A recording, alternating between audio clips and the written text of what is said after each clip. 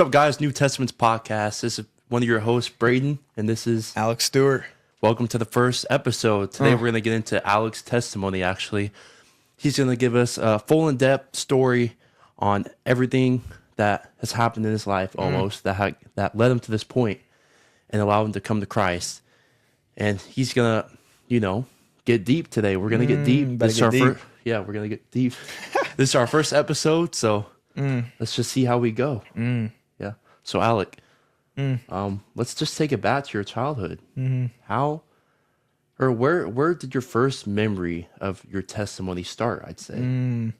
I think my first memory of, obviously, I don't think it's really a memory, but like my parents got divorced when I was like 3. Yeah. And you don't really even know what's going on at the time because like I can't remember that far like specifically, but clearly when you're born into something, bro, like you it carries the sin with you, and whatever your parents do and you see and you know how it affects you. Like at the time I was probably like, as a little kid, like, why are my parents divorced? Why aren't we together, and just confused about that whole thing. Yeah. But I'd say that's the earliest one. I'd say just growing up in that divorce household, really kind of was a struggle for me. Having to go back and forth to my parents' house. Yeah. But I mean, my parents were great. Like, I had a great father. Like, my dad didn't give his life to Christ till he was 45, and he was still an amazing father. He completely changed how he parented from his dad, because his dad, was alcoholic and eventually gave his life to the Lord right before he died. But man, he lived in a broken home. Yeah. And my mom as well, man. So they both went through a lot, and a lot of times you only know how to parent from what you've learned. And we could see that nowadays, but man, it's just that divorced household really kind of messed me up. It kind of hurt me, and I kind of felt like, you kind of feel after a while like maybe it was like our fault that they didn't stay together and all these things. You start to think because the enemy gets to you. Yeah. And man, for sure. I mean, I knew you as a kid. I mean, we've known each other since we were how old? 6? Yeah. 5, 6, 7, something like that. And I remember seeing, your parents maybe arguing over something small, like maybe you going to a birthday party, or whose place you're supposed to be at. And obviously as a kid, that's what you grew up with, and that's what you knew. But did that affect you as a kid? I mean, obviously in the long run, it started affecting you a little bit more because you're like, dang, my parents aren't together. But how did that affect you as a kid, just seeing your parents maybe, bicker a little bit? That did affect me a lot, because there was instances where, my mom would get mad if I didn't want to go over to her house, and, some things would happen and I would just be bawling. Yeah. Because somebody was trying to take me away from this house or that house, and I just hated it, man. It really hurt me. Yeah. And, since my parents were divorced, and, my dad ended up staying in the house, and like bought it from my mom, I guess, or like bought her out. Yeah. So my mom would be moving a lot, and that was hard too. It's just like there was never a stable home with my mom, and that was kind of hard to have a deeper relationship, I guess, and like wanting to be with her, because all my friends and everything are here at my dad's house. Like, I go to school here. Yep. And so, man, we were moving a lot, so I feel like that abandonment kind of started to hit me. Yep. Like, you're moving away, and I would put it on me. Yeah. And I could just remember that there was like one specific time my mom had called the cops on my dad. Yeah. And that really hurt me as well. And they're changed people. Now my mom's, completely different, but obviously she's wounded. Yeah. And my dad's wounded, but man, that like seeing that really hurt me. Having to go through that really caused trauma for me that I really never really talk about. Yeah. And so, I'd say growing up, when I started to realize like the divorce and, what it was doing to me and how I hated having to go to my mom's house and then back to my dad's, like so much stress on a kid. Yeah. And let's bring that towards, because you grew up around sports. I mean, you played baseball, you played football growing up, and then you played basketball. And obviously your dad was one of the coaches for our basketball teams, and he helped out with baseball a little bit. And I know that probably played an effect with, your parents not being together. Your parents not being together. So how did playing sports growing up like change because your parents weren't together? I think there was a big change because my dad would take me out and shoot baskets. Yep. And he would take me out and hit baseballs. So that connection with my dad, I mean, then I became a daddy's boy. Dude, daddy's boy. he would take you out. He'd be hitting 200 ground balls to you every day, bro. And he would be there with me. So I built a better connection with my father than my mother because, it's just hard we didn't really have the resources when we go over there. But, and then going into that, my mom would either be busy or, I feel like, she wouldn't come to a lot of my games sometimes and that would hurt me. And, even thinking back to it is, but she did so many good things for us. There's a time where we were on food stamps. Okay. When I go to her house and I didn't even know. Wow. I didn't even know that till like this past year and my mom told me that. And when I went to forgive her, for just a lot of things, just how I felt. So she would hide that from us. And that's just wild. That's incredible too. She wouldn't even let us know that we were kind of struggling over here. And she would make it like like everything was okay. And that's just powerful that she was doing that and keeping that from us and making sure that we were okay and we were happy.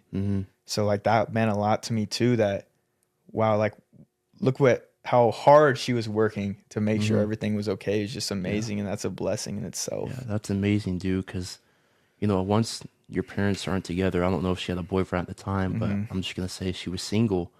Like, dude, as a single mom, to protect your kid from something that could affect them, saying, I can't buy you food today. Yeah. But she found a way by getting stamps. And obviously, as a mom, that's the most you could do is just to, try to provide for your kids. So where are we at in the story right now? So are we in your elementary years? Are we middle school or? So I guess we're like, let's say, let's go to middle school. Yeah. The thing with like the moving thing, my mom sometimes when, she's been dating this dude and she moved all the way out to Independence and that was hard for me. Yeah. Of having to travel that far. And another time she went and lived in Bonner. And that was hard too, of having to travel all the way to my mom's house. And it's like, I want to go there and like have fun, but all my fun's here. Everybody I know is here. So that was kind of hard for me. It's like, man, it's just, I don't even want to go over there anymore. And, just like the different boyfriends and having to meet them. And I know like they weren't all good for my mom. And that's what hurt me too, is that you guys really don't care about my mom. Yeah. Because my mom does so much and she works so hard. And I know that she's a people pleaser. And, that could eventually hurt you. But like my mom deserves so much, like so much more than like the people that she was dating at the time. So that hurt too. Yeah. And the moving was just hard, man. Yeah. It was just like that. I feel like that was started to hit me even harder as in the abandonment area. Yeah. So obviously growing up, what your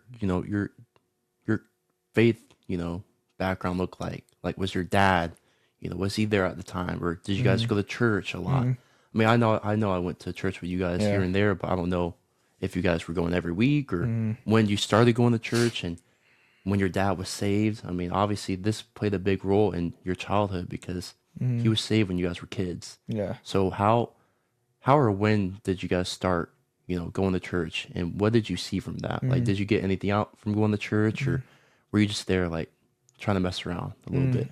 Well, yeah. So my dad started, ever since I can remember when I was a kid, we've always gone to church. So I was raised up basically in a Christian home, like when I'm over here, and I know my mom believed in Jesus as well, but you know, like it wasn't as strong over there at the time.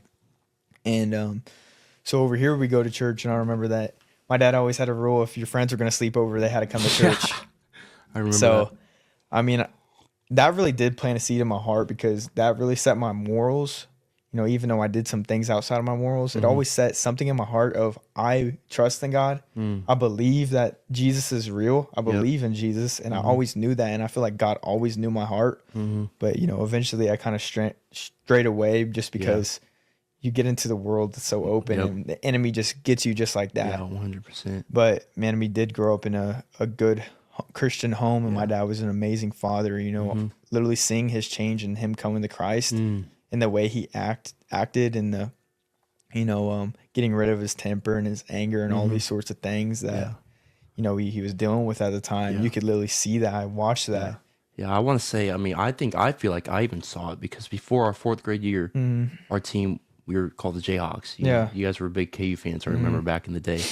And then once 4th grade hit, boom, we switched our team to Strong and Courageous. Yeah. And I think I remember, I thought it was the dumbest thing ever. I was like, dude, what is this name? Yeah. You know? And obviously, his life changed, and he saw how Jesus saved him, and he wanted to plant those seeds in everyone else besides you. And he did that because obviously I'm here now, and then we got a couple other people that will be on here. Yeah. So how did seeing that basketball team, you know, the name, because I feel like that was a big part of like, why are we Strong and Courageous? Did you ever think about it? Did he ever talk to you about why we're Strong and Courageous, or, you know? So my dad was always an encourager to me. He's always lifting me up, trying to preach to me about God, not like preaching like you're like at a professor thing and they're lecturing you, but he'd always like try to tell me about Jesus, and we'd try to learn verses and things, and he'd always tell me like, you got to be strong and courageous, have a lion's heart. Yeah, I remember that. So he'd always say that, and I remember the basketball stuff that he would plant those seeds, and talk about Jesus, and it's like, who else was doing that to like a little like basketball kids where he doesn't even know if their family's religious, and most of them who were on the team, I mean, they really weren't, But I just thought that was amazing because he's always been an encourager. Yes. He'd always teach me about Christ. Yep. And I would listen a lot, but it's kind of hard to just listen to your parents. Yeah. It's always hard to, listen to your parents and, follow their directions. Yeah. And especially me, when I was younger, I was ornery and I was just a crazy little kid. So keeping me under control and trying to set the right path for me was just probably a little bit more difficult. And that's just how a lot of kids are. You know, you can't, I feel like, I mean, it's 1 in a million to be able to already have your eyes open to, the Bible, and to know that things of this world is evil. So as a kid, I mean, your dad was doing the right thing, and he was helping you out to get you to where you are now. And I remember he would always wear the I am second, I am second hats, I am second shirts, and you could tell that his faith was there. Like looking back, it's like, wow. Yeah. Man, I want to be like that when I'm older. And I want to be a role model just like he was. So obviously, 4th, 5th grade, 6th grade, we have that basketball team called Strong Courageous. Going to middle school, we kind of broke off a little bit more. Yeah. We still had baseball all year round, but outside of baseball, we didn't really hang out. So what your middle school years look like? So in middle school, at the time, my mom was living in Bonner. And middle school is kind of tough because obviously you're going into middle school, and always growing up from when I can remember, I always had trouble with, trying to fit in and like self-love and being accepted and trying to be in a friend group. And it was just hard for me. And even growing up, that I had ADHD. So I was like, dude, I couldn't stay focused on anything. And I was like a little crazy, and people would be like, what's up with this guy? But yeah, middle school was kind of tough. Just going all the way out to Bonner, having to drive there. And then when I started my middle school basketball, not seeing my mom in the stands really hurt me as well. Even though she was busy or whatever she was doing, like I knew her intentions were there. It's just hard not to see my mother in the stands for me. So that really hurt me as a child growing up. And then, let's see, not fast forward, but going into 8th grade year, that's where I really took on like baseball, like full speed. And, I was playing basketball, but that's where I really cared about baseball, like a lot. You were on multiple teams, I remember, because you were playing for us. And what other teams were you playing for? I don't even know. I went and played for some other team. And I think you played you subbed for NBA, I think, for a sec. And then, you were just all over with baseball because you were just all in. So obviously, 8th grade year, you're kind of falling away from basketball. Yeah. And you start getting into baseball. And that, obviously, this is going to pick up into high school. So going into your freshman year of high school, what crowd did you get in? Because obviously you didn't go to a school that was in your territory, so you were going to meet a ton of new people. You probably didn't know many people there. So what was your, I guess, intentions into going to middle school? Like, were you still trying to please people? We're going into high school. Yeah, we're going to high school. Were you still trying to please people and be a people person and just try to fit in with people, or did you kind of fall away from that? I think that's always been me. I always struggled with that, before I came to the Lord, and I always struggled with trying to fit in. But I transferred to, going into high school, I should have gone to either Latham North or Latham Northwest, but I didn't go there. And my sister went to Northwest. So I mean, not Northwest. She went to Olathe West. So, and I heard their baseball coach was good. So I was like, man, I'm going to transfer there. And it was hard because I felt like everybody was against me. Yeah. And nobody would kind of let me in because we play basketball against them. And, I'd be crossing them up. Yeah. But, like I was the enemy at that point. So it was hard to actually fit in and find a good friend group. Yeah. And I feel like the friends that I had at the time, like we were just kind of wild. We were the outcasts. Nobody really liked us. And then going into basketball season, it was kind of hard for me too because I got hurt and I didn't get to play that much. And I feel like I've always been like kind of looked down upon and just sports wise. Like nobody really like noticed me at all. So the basketball was kind of tough. But that's when I did start making friends and start meeting people. And then you go into freshman baseball season. And that's when freshman year, what's funny is that for a time right before the baseball season, I struggled with like a little bit of depression. Really? Just because I didn't really have a friend group. Yeah. So I'd come home and I'd be by myself. I never really hung out with anybody freshman year for a while until baseball season. So that whole first semester was just hard for me for a kid, and nobody wanted to like really be my friend. They already had their group, like their little groupies. And so I couldn't really fit in, and that was just tough for me. And school was hard for me too, because my brain is all over the place. So to focus, and I mean, this is true as well, as when I was growing up, just the lies that people would tell me and the lies that I would listen to, that you're not smart enough and you can't do this, you're not smart enough. I'd listen to those lies and it affected me. Yeah. So when it came to school, I didn't care. I didn't think I was smart enough to do the math. I didn't think I was smart enough to do any of the homework. And that affected me a lot. And that started to play a big part of my life of I wasn't good enough. And that's all I would hear is that I'm not good enough. So that was troubling for me, and it was really hard for me. But going into that freshman year baseball season, that's where I started to make more friends and actually started to hang out with people. And they were actually accepting of me because they saw my talent in baseball. So they're like, oh, this kid's really good. He's cool. Let's be friends. But, and then we fast forward going into sophomore year. And at the beginning of sophomore year, that was the first time when somebody kind of, that's when I started to get into some things I shouldn't have be. Yeah.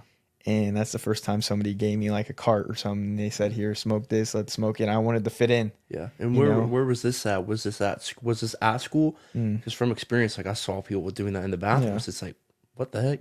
Or was that like did you get into the party scene there? Or did the people around you, where they just have their group and that's what they would do? Or I never did it at school at that time. No, I never did it at school. But it was just after school, and we were about to go to the first football game of the year, and I was like, bro, sure, I'll do it. Let's go. And I've always like hated weed. Like, no, weed's the devil. Like that's what I've heard, and weed's terrible. And which like I don't think weed's good, obviously, right now. And that's the first time I did it, and I ended up like throwing up or whatever. Yeah. And it messed me up bad, and it hurt. It really messed with my mental and a lot of things. Yeah. And I was hiding all this from my parents, so that was hard for me too. Is to just be hiding it from my father, and knowing who my father is, an amazing dad, to be hiding all that stuff from him. Yeah.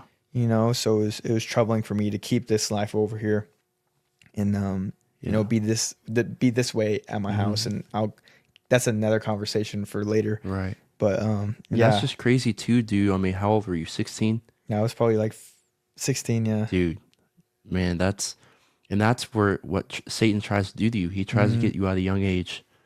So you kind of live off that throughout your years, and as you're growing up more, and obviously people are maturing, and more people are going to start getting into that. So you're like, man, I've been doing this. Like, you want to do this? I'll help you out, or those types of things. And then, so obviously you got into it your sophomore year. How did baseball look your sophomore year going into that? Did you did you ever rely on it, or did you kind of stop after that first experience, or? So after that first experience, I think I only did it like a couple other times, and I was done with it because I didn't want to keep doing that. But so we were going into this is another thing too, is when we were going into basketball season actually that year, I got we had tryouts and I was gonna make like the C team or whatever, and I ended up getting sick for like a week. And I didn't tell the coach for some reason, but I told another friend to tell the coach like to relay it because I didn't have his number, but whatever. So I come back and they're like, yeah, we had to give your spot to somebody else because like you're gone and you didn't come to school. So that sucked too. And that was really hard for me. So that's why you weren't on the basketball team. And that's kind of what made you fade away from basketball a little bit more. Dude, I didn't know that. That's crazy. So after that, I was really depressed. Like bad, dude, because at the time there was this girl I was talking to as well. And I just found out like that she was still talking to like this boyfriend that she had. Yeah.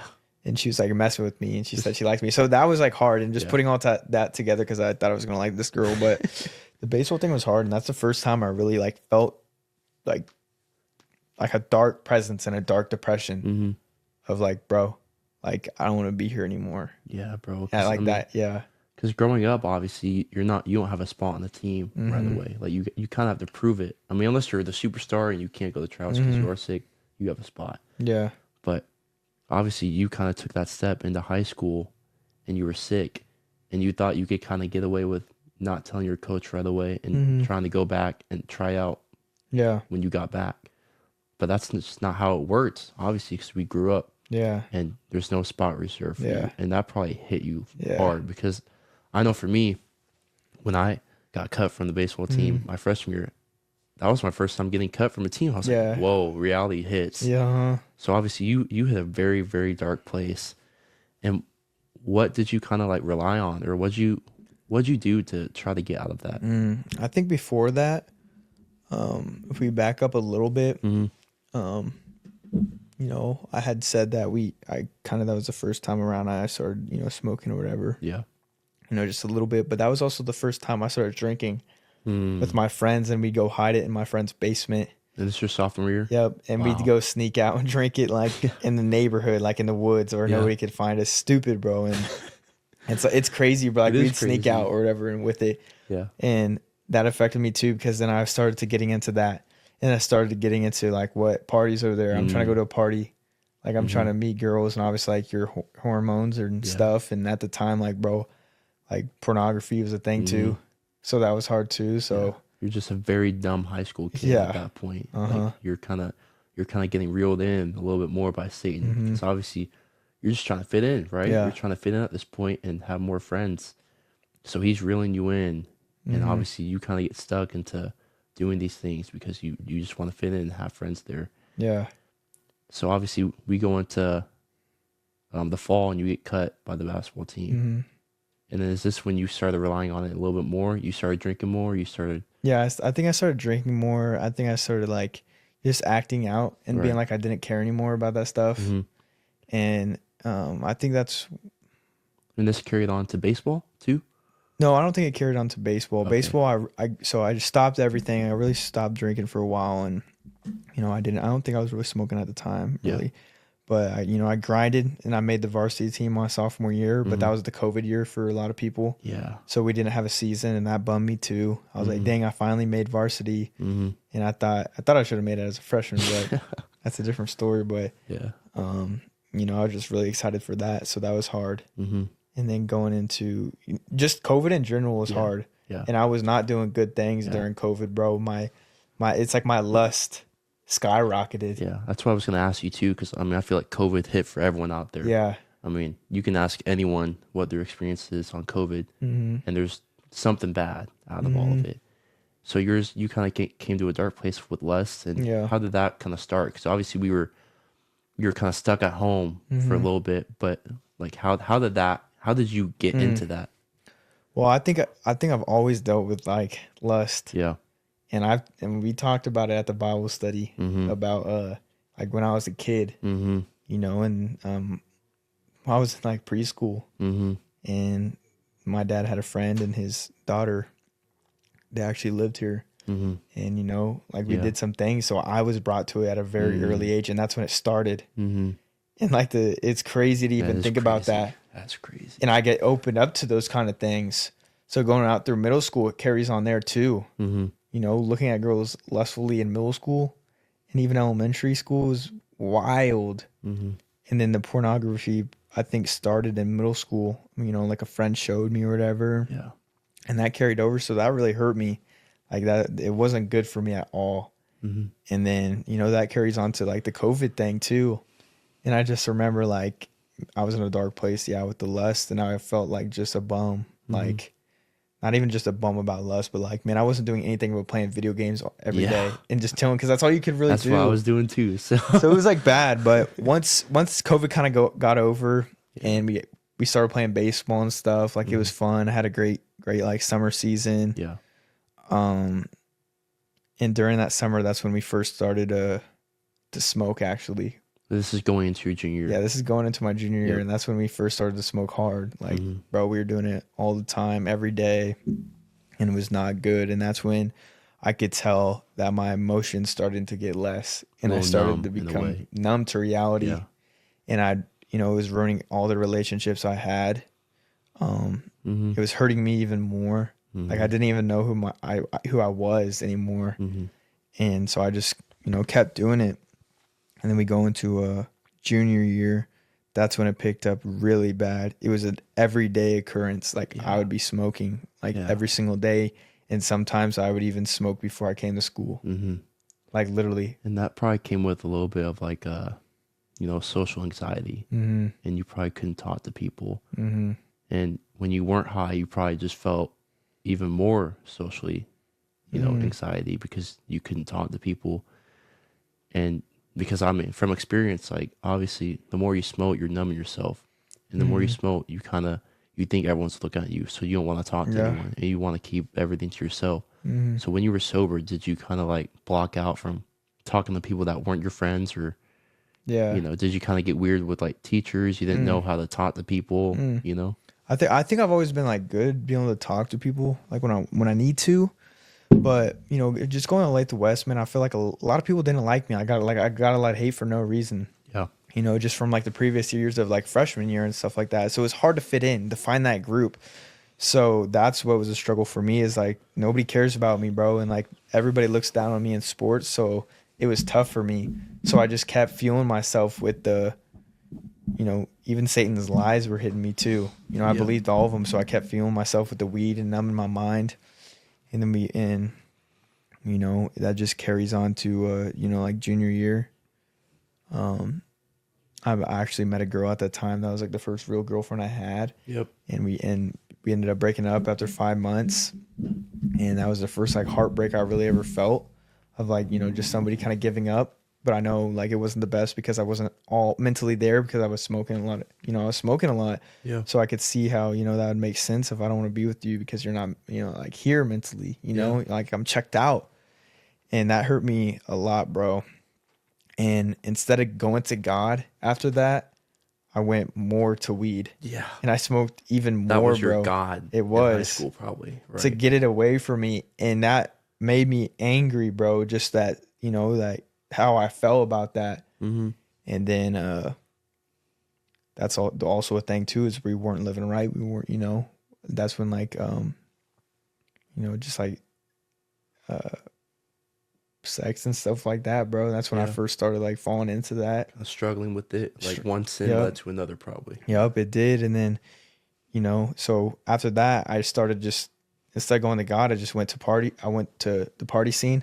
I went to more smoking. I went to talking to whatever girl, trying to find anything, you know, trying to like do anything with like girls and stuff. And that just leads into the baseball junior year, man. I grinded, obviously. And then I made the, wait, no, this is actually senior year. Yeah. Well, I just want to take it back a little bit. So obviously this whole time you're kind of falling into weed, right? And you're probably living a double life with your parents and with your dad. And I know your dad was still talking to you about the Bible. Yeah. And was still trying to, you know, make that seed sprout. but you were living a double life. You probably came home high, didn't you? A couple of times. Yeah. And, I mean, he probably saw it on your face, but he knew at some point you were going to tell him and come with humility to him. So I just want to ask, like, how did, getting into all that stuff kind of affect the way, you came home? Or, like, how often were you home, and did that affect your relationship with your dad a little bit? I think when I got my car, obviously I wasn't home as much. Yeah. And I felt like my relationship with my dad began to be superficial. And, just hiding it was so, like, heavy on me and so stressful and so, like, draining to me of living this life and being this life, just being fake, just being two-faced to my parents, that, that messed with me a lot. I'd just be like, imagine if people actually knew who I was and knew what I was doing, but I was all doing it because I was hurt, and my trauma and baggage, I was just stuffing it down. Anything that would hurt me, I'd keep doing it so I wouldn't think about it, and I'd be like, I'm fine and I'm happy. Trying to numb everything, right? So, that goes obviously into senior year, and that's when the weed's still bad, and the drinking is bad too. And yeah, this is where I had the first heartbreak or whatever, and it made me mad. And man, I just literally grinded for baseball. I was ready for the season, just to prove not only my coaches, everybody who was looking down on me, and a lot of people like that I'm good and I'm that guy, and I want to be seen. I want to be accepted, and I want to be like raised up, and people be like, we like you, bro. You're cool. Right. So obviously your junior year, because I remember you didn't play shortstop. Didn't they move you to second base, and they kind of sat you a little bit? Yeah. You're like, man, what the heck? And that was hard too, bro. Yeah, I bet that took a toll on you too, because I know you probably had the skill. I mean, I knew your hitting was fine. There was nothing wrong with your hitting, but it was kind of like, what do you call it when the coaches pick favorites? Yeah. Or in a way, I guess it wouldn't be fair. I don't know, man. Just that whole time, man. After I stopped playing, like junior year, man, I was just so depressed, and it bummed me out a lot. So I went hard in the summer, man. I grinded, and then that leads into senior year. After all that, grind even harder. I actually stopped smoking weed at that time for like a month or a month and a half, because I was or like 2 months preparing for baseball season, and man, I just grinded, and I started to prevail, bro. I started to show my skill, and people were like, wow, like this dude's actually really good. And I was loving it. I felt like the king, and I was on the mountaintop. Yeah. And once we got into the season, I even started smoking more. Like that's when I picked up smoking again. And nobody would even know. You wouldn't even realize. No coach would realize, no fan. You didn't know who Alec Stewart actually was and what he was going with. Yeah. In the mental side of it, because that whole senior baseball season, bro, I was still depressed, bro. I was going through it. Like, I had no self-love. My identity was baseball, and I'm a good baseball player. And that was really hard for me as well. And I remember a time before we went to state, I threw my bat. Like we were practicing or whatever. It was in practice, and I had struck out, and I just like chucked my bat or whatever. And my coach, sent me over to like the bullpen or whatever. And then after, like, timeout basically for me. Yeah. And then after he came and talked to me, and he was like, you can't do that. You can't show them like that show stuff. Them your emotion. You can't show them your emotions. Like I know you're like probably one of the best, obviously the best on the team, basically. But you can't do that to these younger kids and show them, that's okay. That's not acceptable. Yeah. And that's when I really first opened up to him. It was like, I'm sorry, like I'm going through so much stuff. And that, like, dude was depressed. Yeah. And nobody even knew. And it was hard. Yeah. And so I talked to him about it, and he tried to get me to, like, take some meds, just the stuff to help out. But I was like, no, it's fine. So that's when I kind of started to build a deeper relationship with him. Yeah. But, bro, that was hard.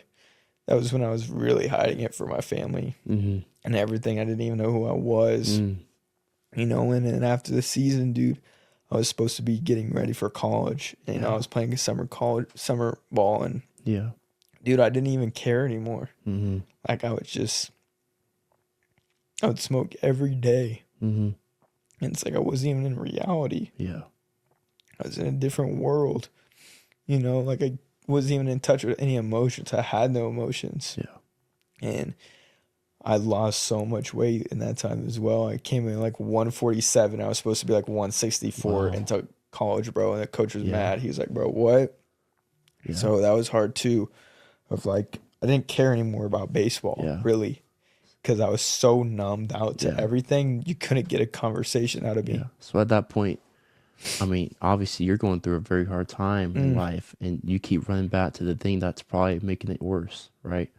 Thinking that the numbness for a sec is going to help you.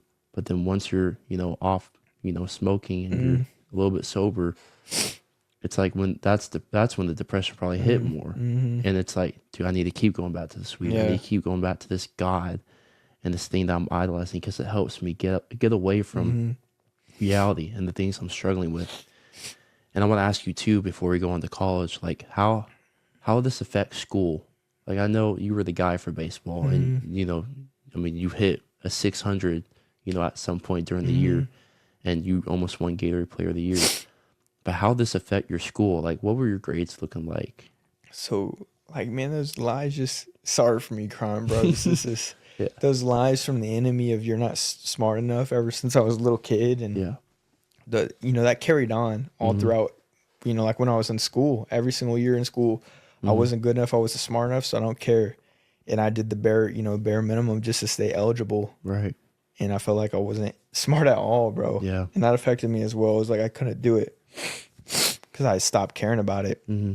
So that was hard too, man. Yeah. But like going into that freshman year of college now, let's talk about that. It was hard.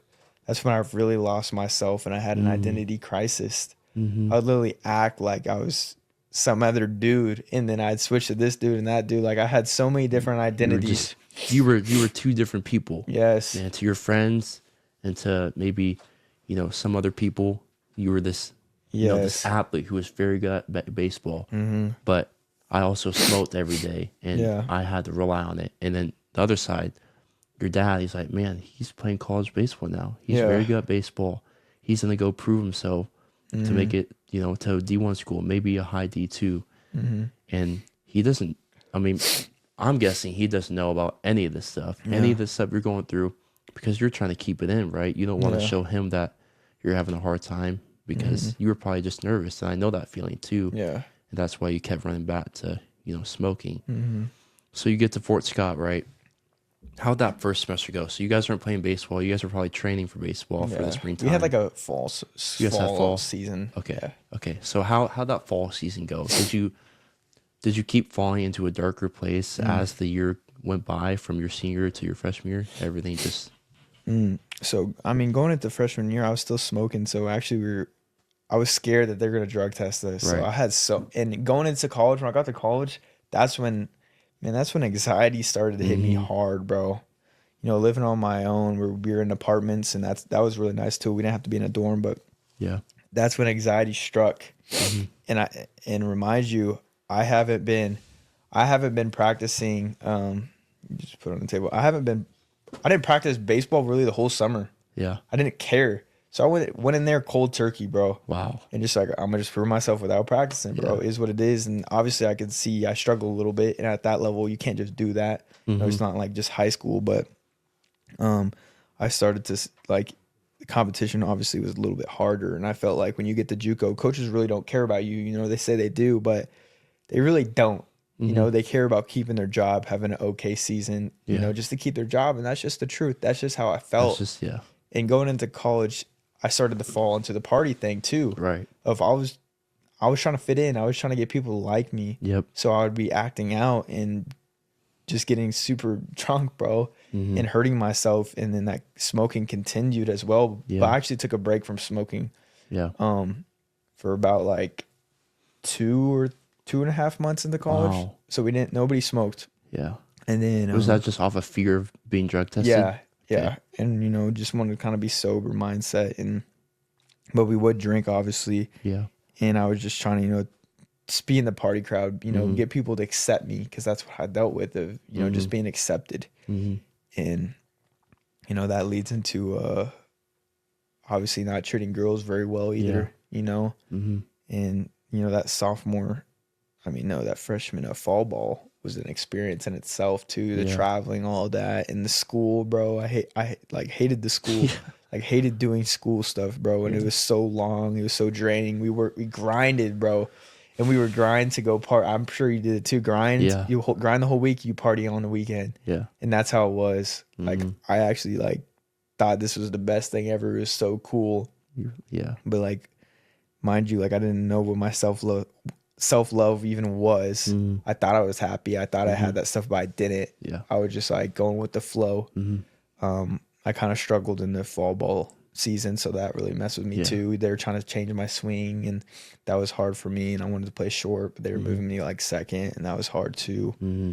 So that probably took a toll on your mental health too. Just them trying to move you around from a position you played your whole life. Yeah. To no, you don't have the size for shortstop, or you're not skilled enough for shortstop, so we're gonna put you at second base. Yeah. That probably took a toll because it's like, wow, like I'm in college, I've been playing shortstop my whole life, and I've been doing this for what, 20 years, maybe 18 years, and now you changed my position. So that probably struck you a little bit too. Now, obviously, you get into that party scene, and you get away from the weed, but you're drinking more alcohol, right?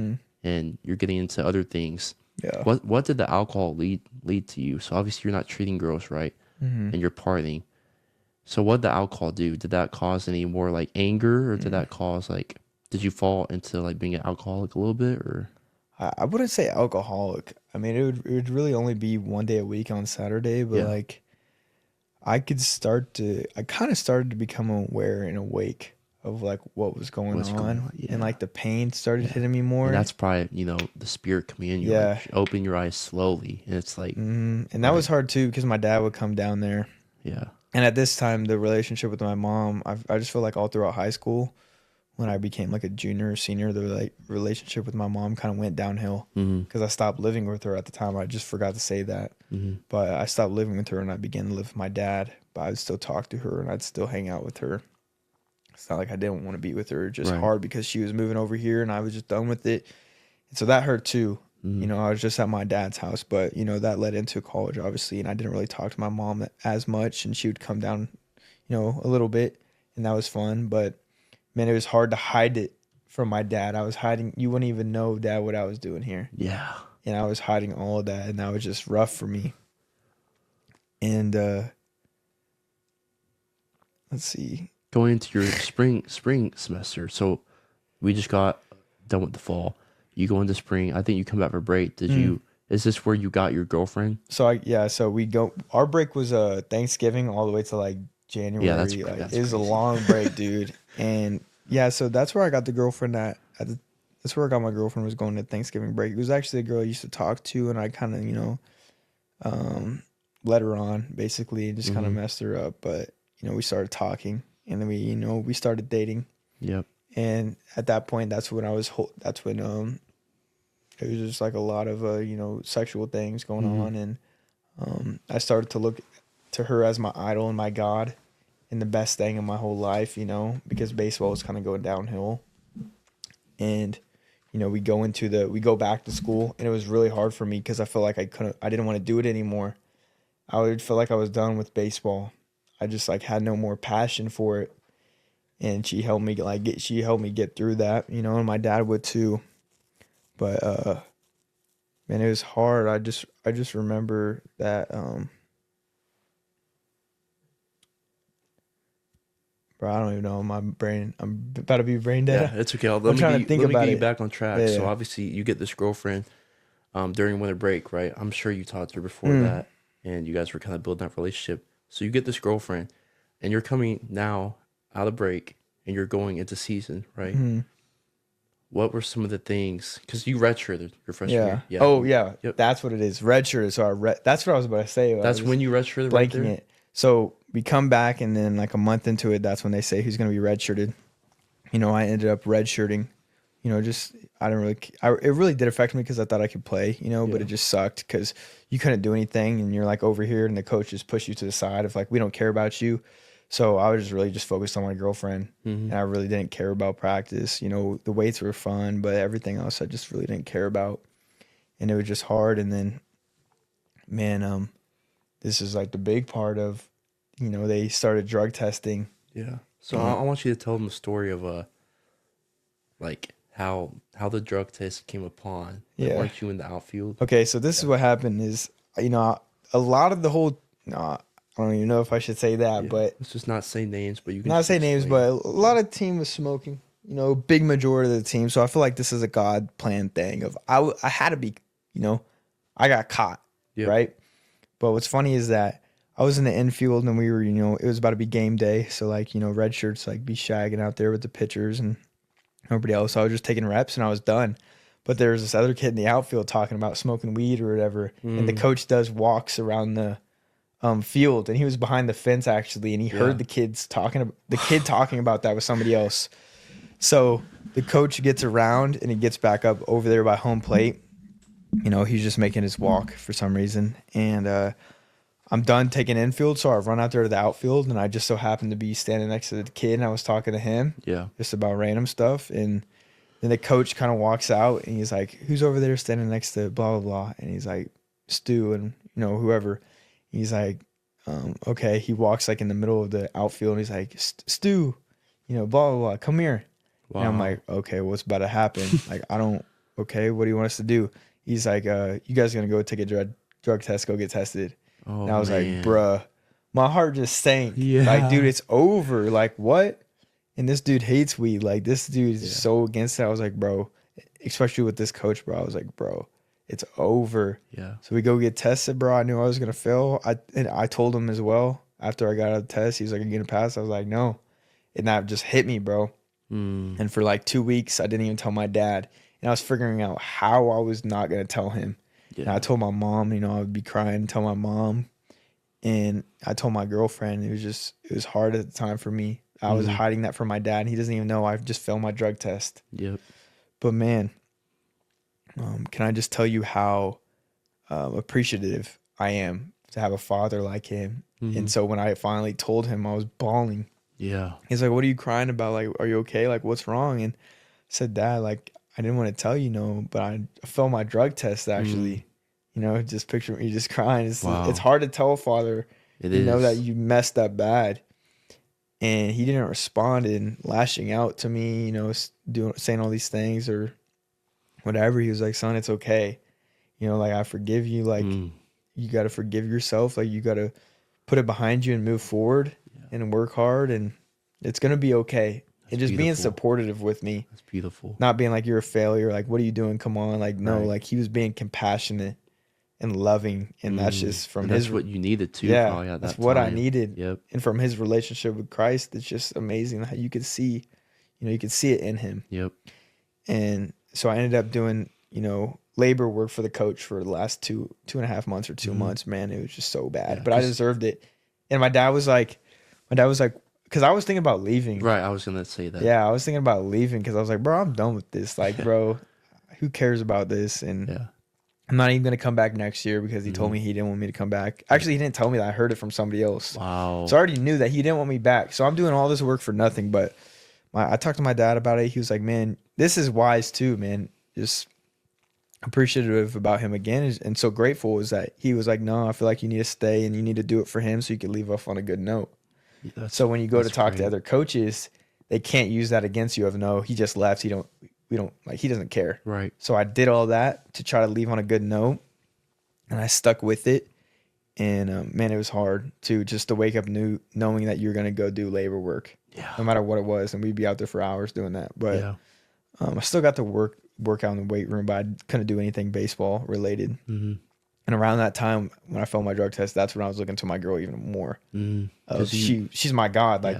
Because you get baseball stripped away from you. Yeah. And obviously you can live, you can do all those things, but you didn't care about lifting back then. Yeah. You just were like baseball. Yeah. You know, just trying to fit in and be that guy for baseball. You get it stripped away. That was your main identity. You get that stripped away. Yeah. Your next identity is your girlfriend. And we're going to get there. And yeah, so how, obviously we're about to go into it. How did that affect like everything? Like, obviously you were leaning on her even more. Yeah. You kept running to her even more. I mean, I'm sure you talked to her about all your problems and you didn't run to the Father. You ran to her instead and you did idolize her and that was your God. So how did that make you feel like in the moment? So, I mean, I felt like things are going to be okay because the coach told me that, you know, "I'm glad you stayed. You know, we left off on a good note and I'll put in a good word in for you to coaches," which I don't know if he did or not. He did. You'll find out what happened. But yeah, I did look to my girlfriend for everything. Yeah. And that's when my idolization and my identity became in dating her, and that, that's my girlfriend. And that was my life at the point. Yep. So I go into the summer and I start playing a college summer ball. She would come to my games, but I'd be hanging out with her every single day, and I'd be like overly hanging out with her, and having, promiscuity, is that the word? Yeah. Just a promise. I don't even know how I was gonna word it. Yeah. Just having a sexual relationship, and that's really what the relationship was. But I still loved her. I still, you had that connection with her. Yeah, so. but I didn't have Christ's love for her. It was just the only love I knew, and it was just that soul tie. We created a really deep soul tie that was hard to, like tear off, I guess. Rip the chains off, cut it. But yeah, that's when I started to look to her for everything, and she was my happiness. And I was looking beyond a lot of red flags. That in a wife, like thinking about wife material, but thinking about somebody I actually want to be with the rest of my life. And I was looking past a lot of red flags that, I just didn't care about, because it's like, all right, I don't care. We can still have sex. Yeah, because that's what it was. And she probably was your happy place at the time. And that was your only happiness, is what I'm hearing too. And were you still in weed? Were you still smoking weed? Yeah, I was smoking heavy because I was like, I don't care. You probably had nothing outside of your girlfriend. I mean, you were still stuck at Fort Scott. And then did she come visit you? Did you visit her, or how'd that work? So she would come visit me a lot. Yeah. And I'd visit her, come back home a little bit. But yeah, she came to visit me a lot. But like going into the summer, like I did grind a little bit harder, for that baseball season. I didn't, was just a complete bum, but a lot of it was, I was just really cared about her. Like, it's all my attention is to her. A lot of it was the lust too. Yeah. Just desires. And I didn't really treat her all the best that I could, but I tried. And, it was just, the lust played a big part of it too. It does. Because I was so numbed out, and I would tell her I wasn't. I would tell her I was okay, and, like I really wasn't. And that just affected me of how our relationship started to go. And at the end of the summer, I knew that she was going to go to college. And I kind of knew exactly what was going to happen. Like, God was speaking to me before I even gave my life to Christ. Yeah. And I knew that she was going to be done and want to go live, what I'd say is probably true, is just a college lifestyle. Not having somebody that you're tied down to. Yep. Is just the truth of the matter. And that hurt me, because I thought that everything was okay. But obviously it wasn't, because there was a lot of things that were going on. And I was looking past them. I didn't care if they hurted me. I'd still continue to stay with her. And I kind of manipulated her, because we almost broke up like 3 times.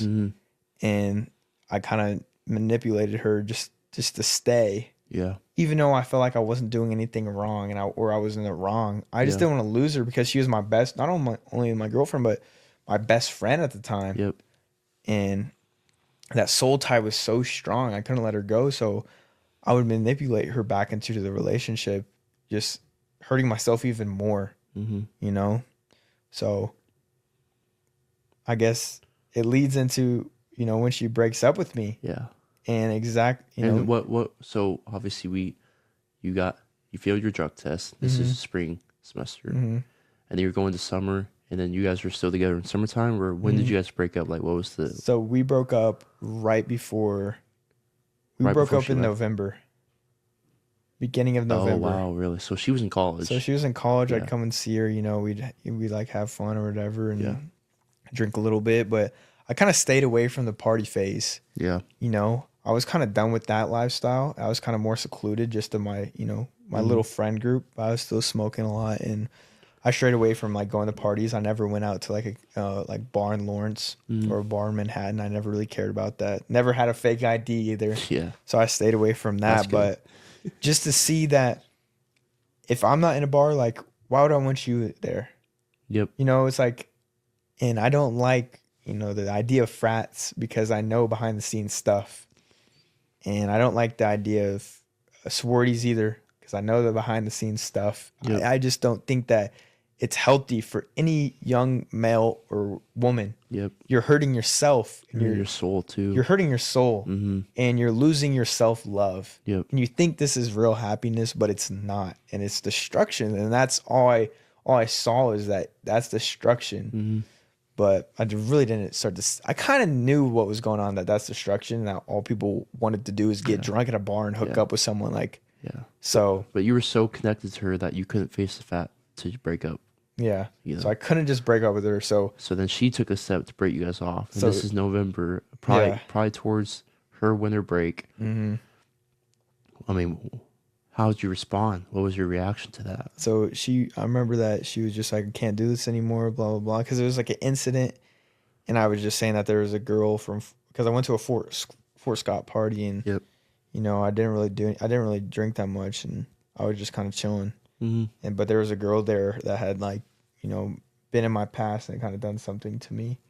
But I just told her that she was there. I was letting her know that she was there, and I don't know what happened, and she freaked out.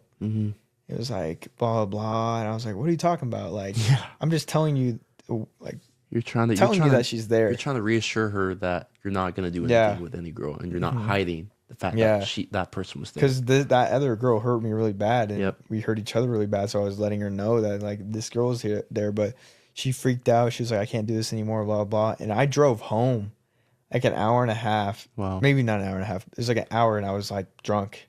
And I was like in fear. I was bawling in the car all the way back. Wow. It was like 3 a.m. Wow. Drove all the way back in fear that she was going to break up with me.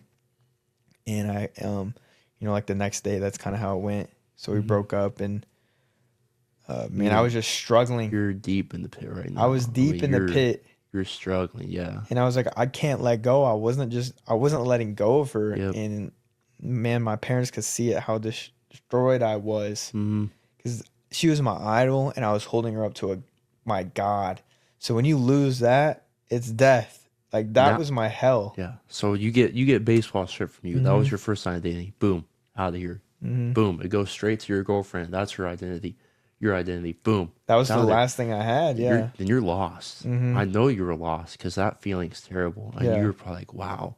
And then you had that conversation with your dad. How'd that go? That thing of, you know, just losing the girlfriend, and I thought we were gonna spend our life together. Forever Obviously, together, God wasn't planning that, and who knows if He is or not. But that really hit me in the heart and hit that wound of abandonment, and that somebody gave up on me. You know, and I knew, you know, like, what the reasons were, but that really hit me hard, and I was trying to keep connected with her. I didn't want to let her go. I was like, we could do a break. And I was just continuing to hurt myself because I couldn't let her go. The soul tie was so deep. I could not let it go and forgive it. So my dad actually, you know, my parents were watching me, and they're just like, man, this kid's torn apart. And I was losing weight a lot, like really bad. I lost like 25 pounds, dude. Yeah. And I got super skinny. You know, I'm still skinny, but I got super skinny. Yeah. And I was just depressed. Like, I wanted to end it. There was nothing left to me. I didn't care anymore. And I would just be bawling every night. And my dad was trying to help me, and he told me, and he showed me. He was like, son, when are you going to stop running away from the Lord? When are you going to finally let Him write your story and give it all to Him? Yep. And he would just encourage me and continue to talk to me about it. Like, I would literally just come home, sleep, do nothing, not talk to anybody. Nothing, bro. Like, as if nobody even knew where I was, what I was doing, bro. So depressed. Go to work, come back, sleep, do nothing. And I was like, you know what? You're right, man. I was just bawling. And I was like, every time I was going to come to the Lord before, I felt like a beggar. You know, like I'd only come to Him when I wanted something or when I was super down. Yep. And when things weren't going my way. So I was like, this was literally a spiritual awakening of God had stripped everything. I have nothing left. And look where I've got myself with doing what I wanted. I know that I was numbing myself with the weed, the alcohol, all that. I know how much it was hurting me and how out of tune of reality I was from everybody else, ruining the relationships around me, not only the girlfriend at the time, but the relationships around me. And even with my father, it was surface level at that time too. So, man, he was really just encouraging me. Yeah. And at that point, man, I was crying on my knees, and I was like, man, God, I'm going to give. Well, before I say that, I was like, I was mad at him. Yeah. And man, I was angry. Yeah. Like, dude, I would. This actually, let's, because I forgot to mention this as well. But when we were dating, man, I was just so like hard on myself. Yeah. Anything that would happen wrong, and I knew like it wasn't my fault. Even if it wasn't my fault at all, and it was just her, you know, still, acting girl, I would verbally say how terrible I was to myself in the mirror. Wow. And beat myself down and put myself down. And I didn't care anymore. And it was hard for me. And that led into more depression. I remember I tried to talk to her about these things, and she kind of shake it off. And I was like, I'm depressed. And she wouldn't even care. She like pushed it away. And I was like, bro, like, you don't understand what I'm going through right now. How like I have no self-love, and I'm giving all my love to you. And it was just self-inflicting. But man, like I just, at that point I dropped down, taking it back to when I was giving my life to Christ, dropped down on my knees. And then what's the date on here? Sorry to interrupt. Oh, this is like middle of December. Yeah. And I was mad at God too. I was like, because I skipped over this part, but man, I was frustrated with God. I was like, God, why me? Yeah. Why'd you take everything away from me? But it's like, son, why are you mad at me? You're not even following me right now. What do you mean? Like, why did I strip this stuff away? He's trying to get your attention at that point. And that's when, like, that's what I had to do. Yeah. Yep. And that's when he fully got my attention and opened my eyes to him. And like, he had to strip all that. All that was meant to happen for me to come to Christ. If I would have stayed with my girlfriend or stayed with baseball, I wouldn't be here. So I'm grateful now that all that happened for me to come to Christ. But it's just like, I was so angry and so in such a dark place that I finally just said, you know what? I'm going to give you my life. Boom. And I'm going to follow you. It's like, I look at Nathaniel under the fig tree, and God's like crying. He's crying out. He's like, do you even hear me? And that's how I felt, because I was kind of in my Bible at the time. I actually was. I was kind of trying to read the word, like start a little bit just to see if that would help, you know? And that's how I felt. Like I was trying to like love God and give God my life and, you know, give Christ my life. But like, I wasn't giving him everything. I wasn't giving him the girlfriend. Yep. You know, I was trying to bring out baggage and pain, but I wasn't giving him everything in full. Like I wasn't submitting fully to him. So, that goes into.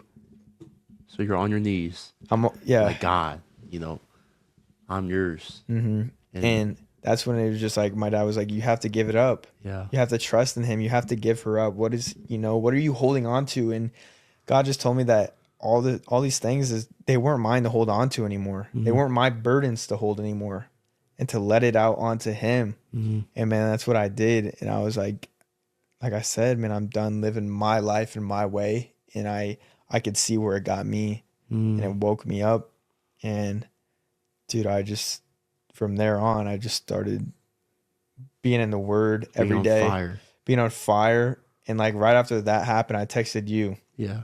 And this is how we got kind of reconnected. I texted you, and I was like, I saw that you were kind of in your faith journey a little bit. And I had texted you, and I was like, Brayden, like I gave my life to the Lord, blah, blah, blah. And you're like, that's so awesome. Yeah. So that reconnected us. It did reconnect us, because a week prior to you being saved, bro, I was saved. Yeah. And it's like God's timing. It was like, we're going to match you guys back up, and you guys are going to sharpen each other.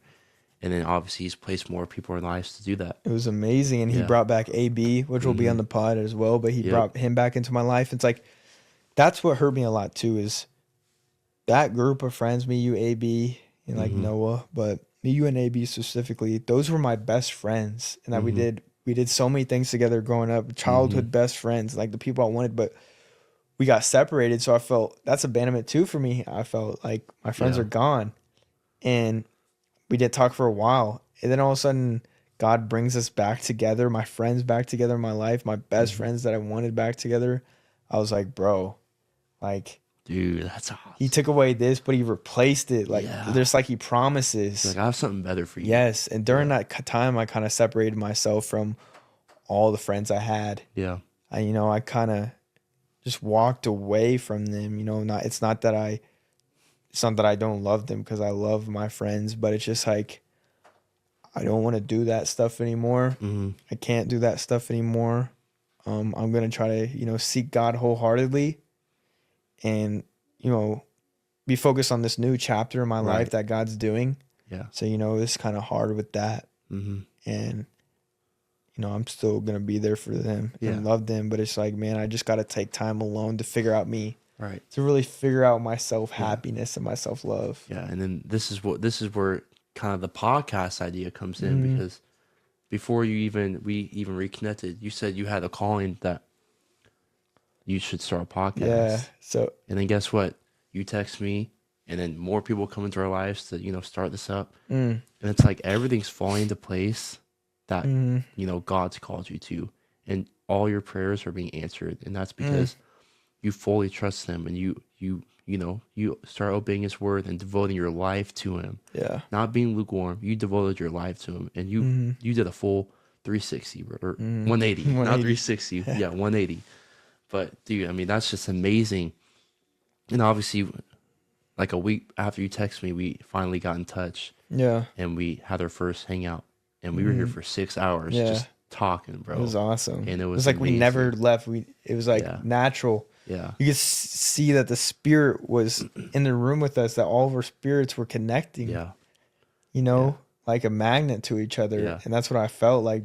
My boys were back. Like, these are my friends. They're back. And it was just, bro, it was awesome. It was just amazing. And we're just going to go back a little bit to the summer prior, I guess, because this is December. Yeah, the summer prior. Dude, so one time, my friend group, we were going out into the woods. You know, there's a spot that a lot of people go to. We were going out to the woods. It was me, AB, and then we had someone else. To not do good things. We were going out the woods to essentially smoke. Yeah, and we were out there. So, you know, we're there first. And then me and AB, we see a group walking up. It's like, okay, this is gonna be weird. And then we see Alec. We're like, bro, what's happening? Because we went to that spot all the time. And it was like a prelude. It's like God brought us together and our lowest to show us what he's gonna bring to us. And that was like a prelude to everything that he's brought to us. Now we're all, you know, the main characters in each other's lives, and just sharpening each other and getting stronger and being able to trust Jesus with everything. And I don't know. That's just such a powerful moment. It's crazy to look at it, because it was me, you, and AB. And we were over here, and my friends and like the other friends you guys had were over here. And like God was literally showing us when we were like in the pit, basically, like, you know, not living right and not having him at that time. Like, he was showing us what it was about to be. And that us three were about to be like a core. And that's just wild. You know, take it back to what we were talking about. Let's talk about like before the podcast stuff. Yeah. I was just like, man, what am I going to do with the rest of my life now? You know, now that I'm letting God, you know, tell my story, write my story, basically. God, he was giving me these visions, and he was really speaking to me. It's like I was very in tune with his voice at the time, because I was looking for him to my peace and all this, because I was so broken from the relationship. It was still with me. It was still hurting me. So I was like, man, just give me peace and your comfort. And I would meditate in his word, and man, he would give me visions of, I thought what I was going to do is, he gave me a vision of a camera first. Yeah. I was like, that's weird. Why did that pop into my head? And it's funny because I loved creating when I was a kid. I loved like drawing and videotaping and making things, like making like iMovies and stuff like that. I loved creating. Yeah. And now he's bringing it back to me, what I really love. So it was like, okay, what is this camera deal? And then AB was about to go to, what's it called? Dallas? You know, he was about to go to to play in the CFL to Canada. And I was like, maybe like it has something to do with that. And then all of a sudden he gave me a name. He gave me the New Testament's name. Yeah. I was like, bruh. So I thought it was going to be, I was going to go film AB and his story back to the NFL. Yeah. Like vlog his story back to the NFL.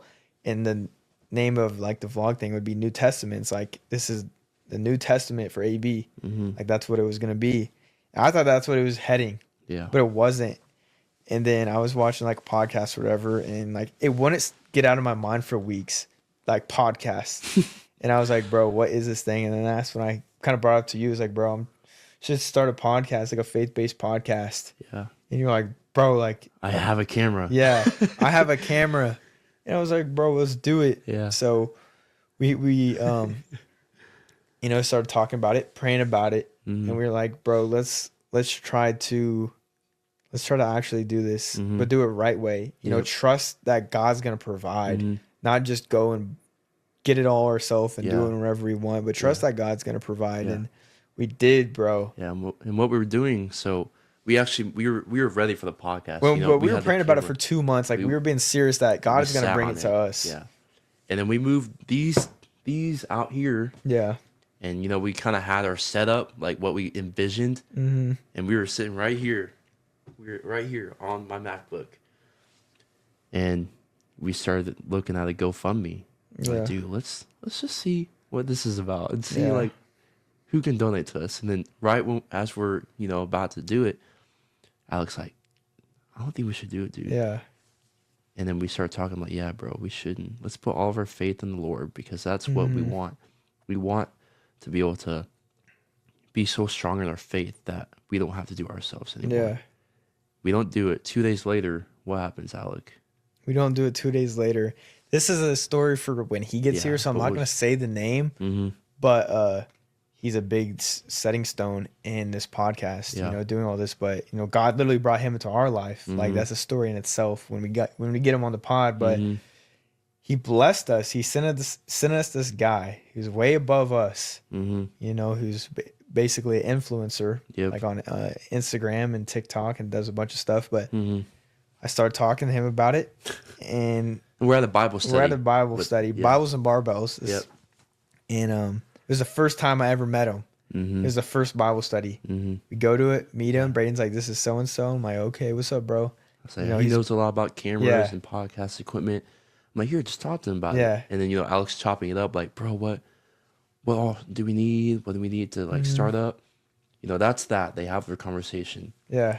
The Bible study goes on, and I'm one of the leaders there. So after the Bible study, I just start picking things up, setting things up. You want me to tell mine? And then so I started talking to him again. I was just like talking to him about our idea of the podcast. He was like, bro, that's so awesome. I was telling him why we want to do it and everything. And then he's like, so have you guys like bought anything? I was like, no, like we're really waiting on the Lord. Like I know if I were to buy it, like I feel like God wouldn't want that. Like I'm just trying to do it by myself, and I'd be broke. I'd have no money. Like, and my God's not a God of confusion. He's not gonna make me suffer, So then this is when he was like, bro, like I could help you guys out if like you guys need to. And I was like, what do you mean? Like, I was like, yeah, that would be like cool. Yeah. And then he's like, it's like, you guys actually haven't bought anything. I was like, no, bro, like we don't really have the funds for that. Like we're just trusting in God that God's going to plan it. And then he goes, bro, like I'm going to buy everything for you guys. Bro, and I just started breaking down crying. And I was like, you don't know what this means. We've been praying about this for 2 months, bro, like a month and a half. And it shows up, bro, right at our footsteps. Yeah. And he tells me, he's like, bro, for some reason, like my spirit was like drawn to you, and like God put something on my heart that I was going to help you guys with your podcast financially. Yeah. I was like, bro. Yeah. And at this point, I'm not in the conversation. I'm still cleaning up. And then Jalen's like, come here. Oh, he said his name. But he's like over here. And I start walking over there. I see Alec crying. And I was like, and I'm like, oh my gosh, is everything okay? I was like, bro, listen to this dude. Yeah. And then he's like, yeah, bro, I'm just going to buy everything. And I'm in shock. I'm like, yeah, what just happened?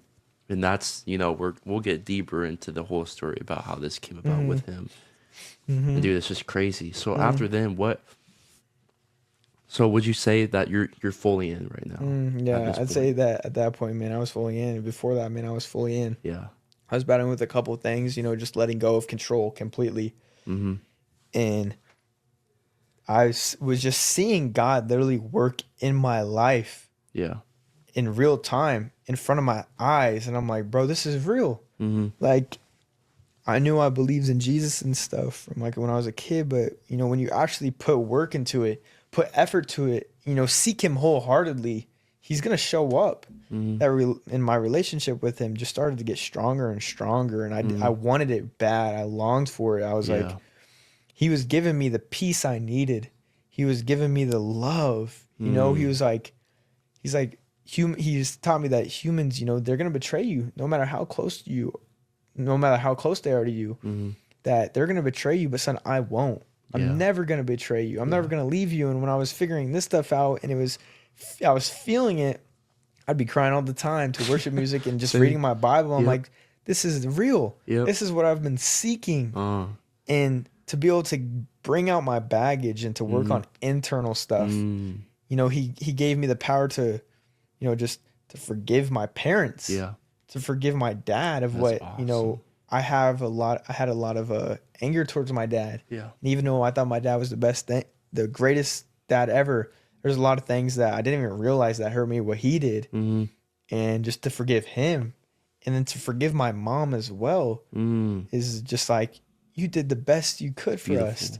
And like, you worked so hard to show us how much you loved us was just amazing. And it was powerful to me. So just to be able to forgive her, and not only forgive her, but forgive myself for what I did to myself of I'm not that anymore. Like, that old me is dead and I don't know him anymore. And God gave me life. He brought back my self-love, you know, and he just continued to reassure me how much I actually mattered in this world. Bro, that's awesome. It's great, crazy, dude. And now obviously let's bring it, before we get into some scripture, let's bring it to, you know, the point of you being baptized. You know, what was that step? Did you, because you were baptized before, right? Yeah. So what was that step to saying, man, I'm truly devoted right now, and I want to be baptized again because I'm truly saved? Well, let's go back from the baptism a little bit. Okay. Because I was going to Life Church at the time. Oh, right. Yep. So I was trying to start that. And Braden was like, so Braden was going to MNU College Church. Yeah. And I was like, this right here, let's go. And I was like, okay, like, I liked Life Church and it was cool. And I go to MNU College Church, and dude, the first time I went there, I cried during the worship. I was like, I could feel the presence of God. And that was Christmas service, right? No, this is the next week.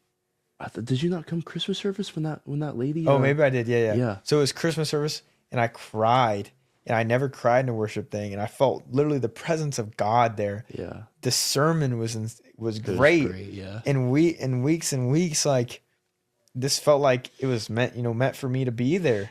You know, just the environment, the stained glass windows, you know, in College Church was just like, bro, it's beautiful in there. Beautiful. The people, it's awesome. And you know, everything that Pastor Kevin was saying was just speaking to my heart. It was really speaking to me, and it was really helping me out in my walk, in my faith. And then I meet Josh, youth pastor at Crew, and I was just like, man, this dude is awesome. Yeah. You actually introduced me to him, I think. Or I think I did at first. Yeah. And then, I mean, you guys just shot off your guys' relationship, you know. So it's like all of a sudden God brings in Josh into my life, of just to be a role model, just to be someone who actually cares, you know? So he was great towards me. And he was like, man, you know what Crew is? Like, you should come to Crew. He told me about this Crew. was at Lent, right? Yeah. At Lent. Yeah. It's that when we were doing the Lent thing. Yeah. And I was like, yeah, bro, like, I'll come, because I wanted to be more involved. I was trying to be involved in everything, because I wasn't working. I had so much free time at the time. So I was just really trying to dedicate my life to Christ and like be 100% all in. And I went to Crew, and it was amazing. You know, Josh, it's awesome because it's all led by college kids in that ministry. So I thought it was just awesome. And, you know, Josh really helping me out. I know the first time we talked, I talked about, you know, some struggles I was dealing with, and he was just really supportive about it. And actually genuine, and he actually cared. So shout out Josh. Shout out Josh, man. He's a great guy, man. Bro, it was awesome. And then baptism came up, and I was like, man, I'm trying to get baptized. And he was like, okay. So we kind of sat on it for like a couple weeks, actually. You two did? Yeah. Or I don't know. It's like I wanted to get baptized, but I didn't know when, because I knew I was talking to you about it as well. Like, you wanted to. I was like, man, I want to as well. So he's like, yeah, let's get baptized. Like, it'd be awesome. And then it just so happens it would fall on Easter. to get baptized on Easter, just powerful. Dude, that was awesome. And it was awesome. It was amazing. It was best time. It was the greatest moment of my whole life. Surpasses all the moments of, you know, baseball, all the moments of everything else of what I thought was just my ultimate happiness. But it's like, no, now I get to be made new. That's awesome. A new life, a new chapter, you know, just a new, completely new story of the old is gone and new is here. It was incredible. Like, and my dad was there too, and he stood up there too by me, and I was like, man, that's amazing. Yeah. And I got baptized actually when I was a little kid, maybe in like elementary school. But I just wanted to get rebaptized because I didn't really know what it meant. I didn't even know why I even did it. I think people were doing it. I just was like, let me do it too. Yeah. So I didn't know what it meant. I didn't know like the reasoning behind it. I didn't know what I was even doing it for. I didn't know why I wanted to do it. You know, just all those things. And I was like, man, now I know what baptism really is about. Now I know like all the meaning behind it and the power behind it. It's like, man, I'm ready to take this next step of, I went through all of this stuff and I'm ready to, you know, come clean and deepen my faith, and for my sins to be completely washed away and be made new. And I was like, let's do it. So we just did it. And man, that was just amazing. It was the best. Yeah, those were the best moments of my life right there, dude. It was. And to do it with you as well. Yeah. Like that was it too. Is like, bro, it was us two for a while because AB was gone. And I was just like, bro, it was us sharpening each other.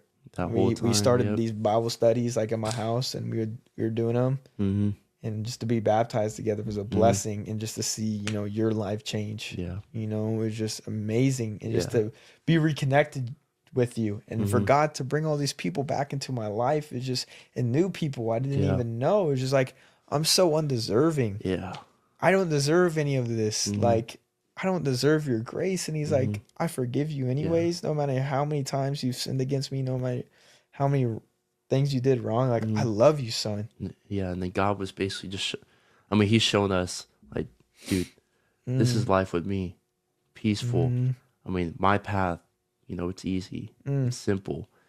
But obviously you got to obey his word. Yes. You got to keep following him. You can't just go off the rails and come back and think there's not going to be bumps when you're on the way back, because, you know, he takes some things away to get your full attention and to allow you to truly be devoted to him. And that's what he did to us, dude. And it's great. Bro, he started to rewire my mind and my thinking, and just to give me now a pure heart. He started to heal my heart. Like, what? That's crazy. Like, he's healing all those wounds in me as a child. You know, as I bring him out, he's healing the wound of abandonment, you know, of all the trauma, you know, I faced, and all the rejection was a big thing too. He was healing all those. And he's like literally just showing that he is my father. That's great. And that, you know, like, he's my Abba now. Like, that's my Abba father. Like, that's my Lord, like King Jesus. Like, it's just great. Like, I don't even know, like, the spirit I have now, his Holy Spirit dwelling in me. Yeah. Is just, bro, I'm high on life right now. That's awesome. Yeah. It's wild.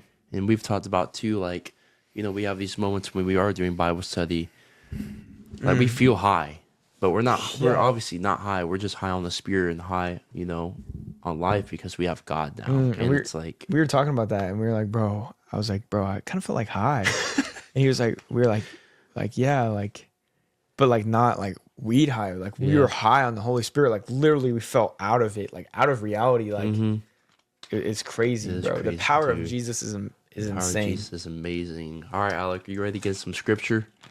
Yeah.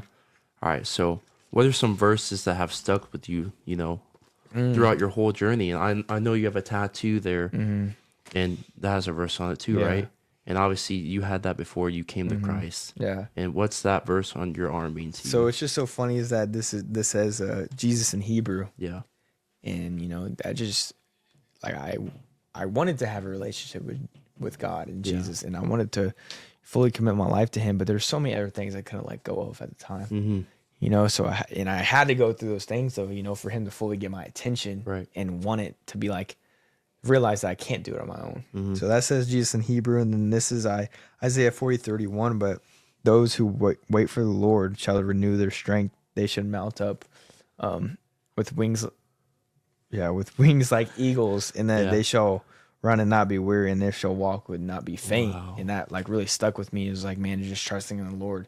Mm-hmm. And it's just like, no matter what happens, like he's gonna renew your strength. 100%. Because for a while I was depressed, bro. Yep. I had nothing left. Well, what's the point anymore? Yep. And it's like that really stuck with me, and that was like one of my favorites. But I'd say probably my favorite one is Matthew 11:26. I think it is. Let's see. Sorry, folks, I'm not a Bible wizard. Soon to be though. Yeah, we're getting there though. We're getting there though. I'm just gonna be honest. Yeah. Authenticity, folks. Yep. So it's 11:28. Come to me, all who labor and are heavy laden, and I'll give you rest. Take my yoke upon you and learn from me, for I am gentle and lowly in heart, and you will find rest in your souls. For my yoke is easy and my burden is light. Yes. Like that was a big thing for me too. And there's another one that was like, bring me all who are brokenhearted and all that. It was like, bro, like that's where I was. That was this place I was. And when I started reading my Bible and being fully in tune, when I was coming out of that depression, this time the words were jumping out at me. Scripture was speaking to me. I could feel it literally healing me as I was reading it. As I was actually giving my full intent to it, I could feel it literally healing my soul. Bro, that's awesome. And God claiming me back. Yeah. And man, I ran from him for a while. And as soon as I turned around and hit my knees, and it was like, God, I'm ready to come back. He open arms just right behind me, a foot away. He says, I've been waiting. It's time to come home, and it's time to follow me. And just, it's crazy, bro. It is crazy, dude. I mean, you can't even wrap your mind around how much love he has for you and for all of us, and that he took us how we were. And he changed us. We didn't have to change ourselves. He changed us, and he changed our hearts for us to, be able to follow him. And he's going to lead us to righteousness, and that comes with faith, dude. Yeah. I mean, that's amazing. And that's what I see like now, man. He's given me the spiritual vision. Yeah. And the spiritual ears to hear things and see things, just, man, that what I was going through in that college lifestyle, the smoking weed thing, man, it's just addictive, and it numbs you out to reality. And the drink. Cut. That was crazy. The drink. Keep that in. Keep it in. The drinking as well is just, bro, it's sad. It makes me really sad. Yeah. I remember we went to like the bar the other day, not to drink, folks, but to eat. And we were watching the games. And, middle-aged people start coming in, drinking. It was getting packed. They're about to start singing. It was literally destruction before our eyes. And me and Alec, we look at each other like, bro, what? We were like, bro, like, this is sad. It was literally darkness all around us.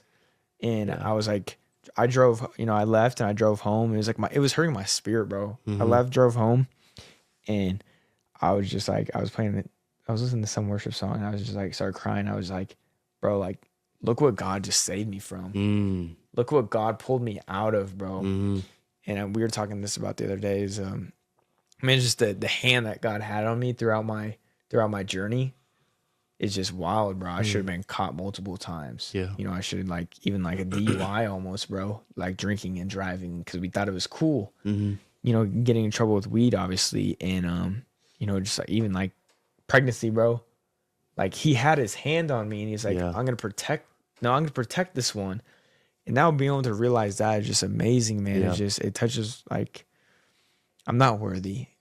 And just to know that he loves me more than my sin, and that he died on the cross for me. Yeah. And that he's going to do great things with me. It blows me away, bro. Yeah. That we're all sinners. And he's just been opening my eyes of all that partying, bro. And I look at, just college lifestyle it's destruction. And how faithful he is to us. Even in our most unfaithful moments of our life, he's still there with open arms, waiting for us to come to him. Yeah. His faithfulness for us never changes, no matter how unfaithful we are. And that's the great thing about him, because that's what real love is, you know, someone being so faithful to you even though you keep hurting them, but they just stay firm. They're like, son, come back to me. Yes. Yeah. And I mean, put this in there too, is like, I was always a people pleaser growing up. And so I would let people run all over me and take advantage of me. I didn't care because I didn't want to be mean to them. Like, I didn't want to, back myself up, I guess, or stand up for myself. So that was hard as well, man. It's just like, bro, like partying and looking back at all of that stuff with spiritual vision, and I know you can see it too. It's just like, it's death. It's death. It's not like realizing that nobody really cares about you and who's around you. Is you're drinking, you're partying, you're going crazy, and you're literally partying to hell. Like, you're partying on your way to hell at that point. And for God to open my mind up to that and to realize see that, you're like, I'm never going back. Yes, it's like, it makes me sad. Yeah. Now to see people and they're going and do that and they're being a part of it, and it's like, I was doing that and I thought it was cool. Yeah. I thought all of this was cool, but it's not. It's a lie. And the devil continues to lie to you. This instant gratification, these guilty pleasures. You're just like, oh, I want them, because that's all I was about. And I've lived through that, and it's like, it's fake. It's not real at all. Yep. You're hurting yourself. More baggage is being added to your so much pride your collection. in yourself too. Yes, so much pride. So much ignorance is that. Can you not see how much you're damaging yourself? And I'm just so lucky that my pit isn't as deep as other people's, but it was very hard, and that God pulled me out of that lifestyle. Yep. And that now I'm on the way to righteousness. That's awesome. And to be a servant for him and serve others, and just live in ultimate humility of like, I'm not worthy, bro. Like, I'll tell you anything, and be an open book to others, be a light for others. Of you can know, I'll tell you anything about me, and I'm not scared to, because that's who I was, and that person died. Yeah. And now I'm living for Christ. It's amazing. My King. So it's just, it's awesome. Yeah, bro. I'm proud of you, dude. I mean, it's awesome, bro. Just seeing us grow so much. I mean, especially you, dude. Like, I know you went through a lot of hard times, and you did have some strongholds and addictions that you got rid of because of Jesus, because he came in and he saved you. And it's just so powerful that he can do that and take you as you were. It is powerful. Yeah. It's powerful because he brought you, Dante, behind a camera, brought all you guys back in my life to strengthen each other and to sharpen each other, and to have real discipleship. And it's just funny that he brings everybody back together, and we're all of a sudden giving our lives to Jesus around the same time. It's like, what? That's crazy. Yeah. But just to have you guys around and support system now, and really finding my self-love and really trusting in God and actually trusting in him wholeheartedly, is just, bro, he's blown me away, and he's blown me out the water. It's just like, I'm so excited for what he's going to continue to do in my life, and, the people's lives around me. His plan is forever greater than our plan, and that's the amazing thing about it. All right, Alec, last thing. If you had to tell everyone out there, anything to help them on their journey, anything that, would help someone our age, what would you tell them? I would say if you're struggling with your self-love or any area, just to look yourself in the mirror and just to be like, just to look around you and be like, if you're done living this life, the life of shame and guilt, and, either you're hiding it from your parents, living double lives, or, relying on weed or alcohol and all of that, is like, it's not worth it. It's not. And that God loves you so much, and he has such a greater plan for you than your own plan, than what you think is best for you. And bro, he's never going to betray you. Yeah. And he forgives you. Amen. And no matter what you've gone through, or, what you've done to other people, is that he will help you heal from that, and just his forgiveness. And man, just come to Jesus, bro. Like, his love is all you need. His grace is sufficient. Yeah. And that Jesus really does love you, and he wants a relationship with you, and he wants you. Yeah. And bro, that's awesome, bro. All right. So here's Alec's testimony, man.